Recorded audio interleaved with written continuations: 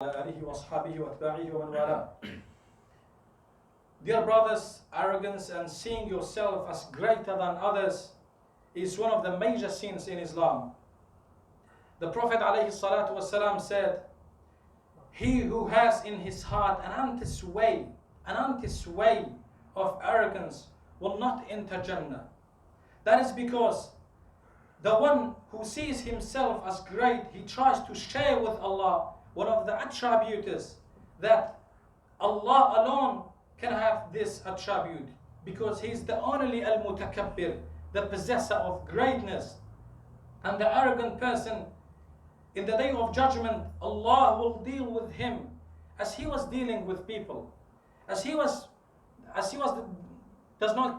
didn't care about people, as he did not listen to others, and he did not look after others and saw himself above others and despises, contempt and disrespect others. The same will happen to him in the day of judgment.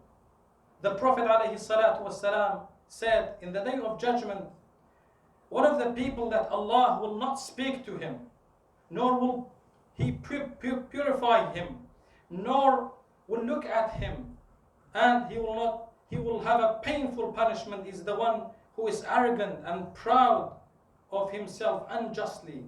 This is really a psychological, painful. Therefore, an arrogant person and the one who sees himself above others is the one that's really ignorant, and he's unaware of himself and how weak he is. Even in English language, look at the similarity between arrogance and ignorance. The person who is arrogant, he is really ignorant. He doesn't know about himself. If he knew about himself, he wouldn't be arrogant, because his physical power and mental capacity are limited. Then if he compares his power to the power of Allah, then he realizes that he never should be arrogant. That is why our scholars said, the one who knows himself, he knows his Lord. Because by comparison, he knows that he is really weak. Allah Ta'ala show us our weakness in one of the verses. He says, "Do not walk proudly and with arrogance on this earth. Indeed, because you will never cut through the earth, and you will never reach high of mountains." So Allah Ta'ala in this verse shows us that a person who is arrogant, who walks on this earth arrogantly, he is really weak. So he says that this person, when he does this, when he walks on this earth proudly of himself, arrogantly, this person cannot, Allah Ta'ala says, cannot cut through the earth when he is pushing, his foot on this earth, cannot cut through this earth. And when he raises his head, cannot reach the height of mountains. So he is weak. Where this arrogance comes from? So brothers, we have to be humble, and this is more suitable for us as a weak creatures of Allah, and be respectful, kind, humble with others. And this is what Allah tells us to be like this. If arrogance is something acceptable for any person in the world, the Prophet ﷺ comes first, because he is the most honored person by Allah. But with all that, Allah ordered the Prophet and said to him, "Lower your wings to the believers," meaning to be humble with people. Brothers, let us look at some of the examples in the life of the Prophet. How humble was the Prophet ﷺ? Aisha radiallahu anha was asked, how was the Prophet in the house? She said, the Prophet was sewing his clothes and fixing his shoes and serving his family, and was not arrogant. If he was mentioning a grace that Allah gave him, he was immediately after that, he was saying no pride. He hated to be praised like kings and rulers. He was greeting children. He was riding the donkey. And the companions, he was visiting the houses of the poor and the needy people. When he was sitting with the companions, he didn't care where he was sitting. He didn't have a specific place above others.